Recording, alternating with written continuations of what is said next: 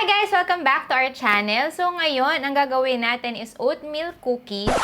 This is also part of yung Pink Kitchen Manila's menu. So yung Pink Kitchen Manila is yung aking online store na nagbebenta ako ng mga baked goodies. So ayan, i-share ko sa inyo yung aking recipe ng oatmeal cookies. So bago tayo mag-start, and kasama natin si Pablo ngayon, ang aking assistant. Papakita ko sa inyo is yung base lang. Yung nasa menu ko kasi is yung oatmeal cookies with walnuts, cranberries, and white chocolate.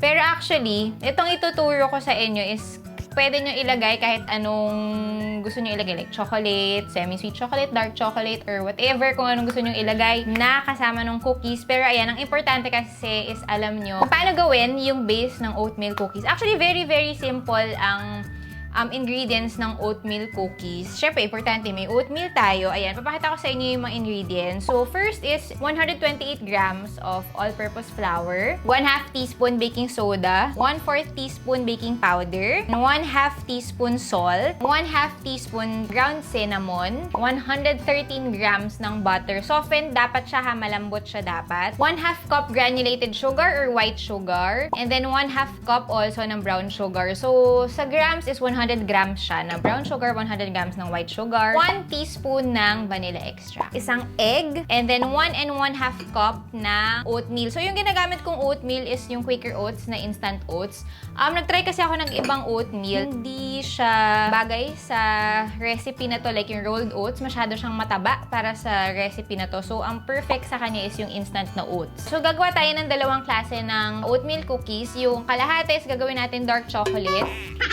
And then, yung kalahati naman is yung aking mismong recipe, yung may walnuts, cranberries, tsaka white chocolate.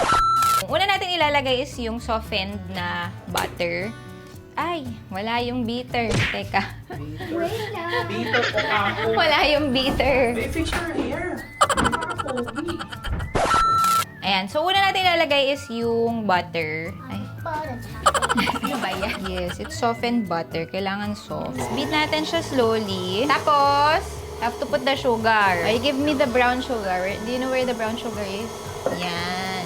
Pag nag-mix na yung softened butter and sugar all together, kailangan natin i-sieve lahat ng dry ingredients together. Dry means tuyo. Tuyo. Bakit gumanon siya? Yan, isi-sieve natin siya. Yan. So, ito yung flour. Sieve natin siya. Now, you have to give me the cinnamon. Ooh. Cinnamon? You need... What's the name of this? This one, put. What's the name of that? This one is baking soda. The other one, put also. This one lang. So what's the name of This is you're salt. putting? This is salt. Oh, Okay. What is this? Salt. No, I said what is this? Sifter. Sifter. This is a sifter. Oh, there's some more. You know why we need a sifter? Mm-hmm. Kasi, look at that. What do you know what's that? But Powder. yeah. Kasi, it will leave a tiny balls. It will leave tiny balls. It's not smooth, di ba? You're correct. So, you have to mix it and then you have to put the egg na. Okay.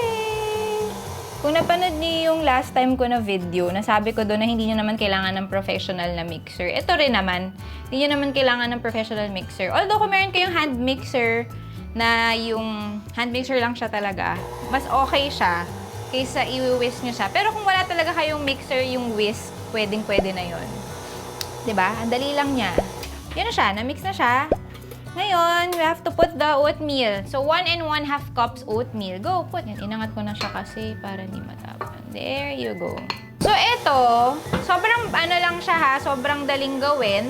Yung mga ingredients niya na nabibili lang sa supermarket, like yung oatmeal, nabibili sa supermarket, flour, baking soda, baking powder, lahat, sugar. Kung hindi man siya available sa supermarket, online, meron kayong mabibilhan, meron kayong ma-orderan. Pwede nyo siyang gawing business. Kung gagawin nyo siya, sobrang ganda niyang bonding with your kids, with your family, with your friends. So, tapos na siya mag-mix. Keep lang natin siya. Kasi sayang naman. Yeah, sayang. Yan. Kasi, if you What? leave it there, not enough yung dough. Yes. Ay, may nakalimutan tayo. Vanilla. you Yan. want it easier for your kids, younger kids, you need to use this. It's a part of the KitchenAid. what?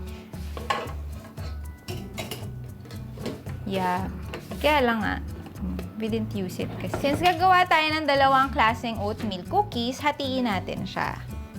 So, yung half, gagawin natin chocolate, dark chocolate, and then yung kalahati, cranberry. Okay, so you have to put this one here. Go put. What is this? White chocolate. Oh, wait. Add.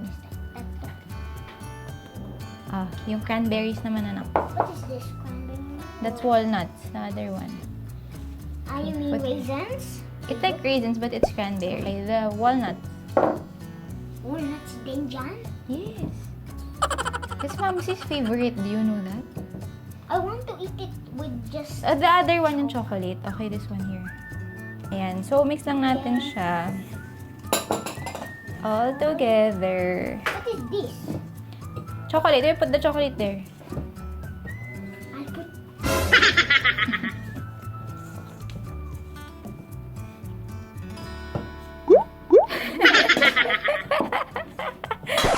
Ayan, so nakamix na yung walnuts, cranberries, tsaka yung white chocolate. So, actually ito, yung idea ng walnuts, cranberries, tsaka yung white chocolate. May natikman kasi kami na ganito, sobrang favorite ni Mama sa Starbucks before. Pero yun nga, di na siya available ngayon, sadly. So, natutuwa si Mama na nakakagawa na ako ng ganito kasi nga hindi na siya nakakabili nun. So, ito naman, dark chocolate. Pero there's big part. Yeah, that's okay. Correct. Hey, you have to mix it. Stop eating.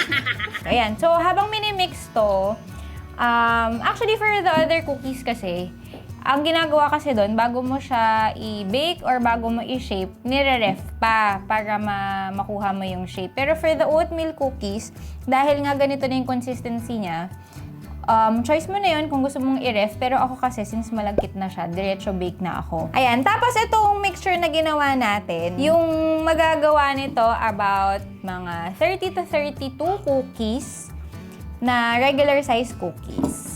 Yung grams nun, more or less, mga around 20 to 25 grams. Ipipreheat ko na yung oven.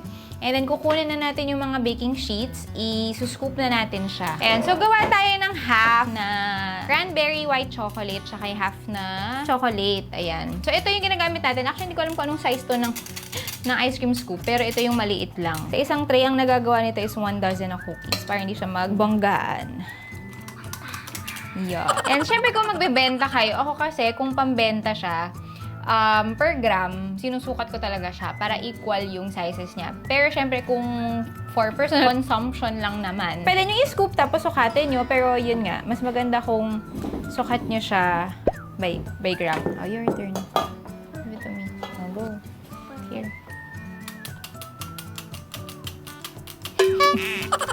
Tak-tak mo. Sige, press. Okay, okay. So, yung ginagamit kasi natin pang bake is yung brick oven. So, 160 degrees yung ating temperature for that. Tapos, approximately mga around 18 to 20 minutes yung pagbe-bake nito.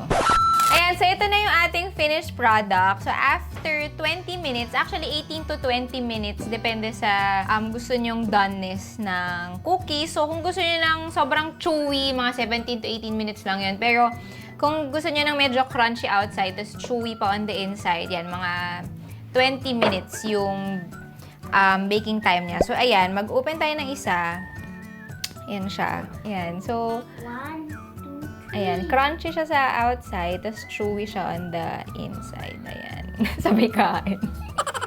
Ayan, makikita nyo dito sa ilalim. Yan, chewy siya. Grabe naman yun sa'yo, kuya, yung chocolate. Yeah, look! Oh. Bingo! Ang sarap niyan, oo. Let me taste it. I like yours. It's so yum. Chewy check. Yeah, chewy siya. Chocolate check. Yeah. Yumminess check. Ayan, so ito na po yung ating finished product. Ayan, sana natuwa naman kayo or natutunan nyo kung paano gumawa ng oatmeal cookie. So, itong ginawa natin ngayon, two flavors siya, isang dark chocolate, isang white chocolate cranberry with walnuts. So, kung ano yung gusto nyo ilagay, nasa sa inyo na yon. Pwede kayong chocolate chip cookies, or Reese's, Hershey's, or kung ano basta kung anong gusto nyo ilagay, pwedeng-pwede. Basta yung base na ginawa natin ng oatmeal cookie, susundin nyo lang. Ayan, so pwedeng-pwede siyang pang bonding with your family, your friends. Sobrang dali lang niyang gawin. Hindi nyo kailangan ng professional na mixer. Haluin nyo lang siya sama-sama. Pwedeng-pwede rin po siya pang negosyo, lalo na ngayon. Maraming bumibili ng cookies. Ayan, so lagyan nyo lang po ng inyong parang personal touch kung anong flavor na gusto nyo. Ayan. Thank you so much for watching. See you on... Kuya! Ayan, so dito na po namin tatapusin ang aming video. Thank you so much for watching. See you on our next vlog. Good night. Bye! Bye. Say bye. Bye. I know it's alright. I know it's alright, we're one of a kind, won't leave you behind. And all through the night, when we're running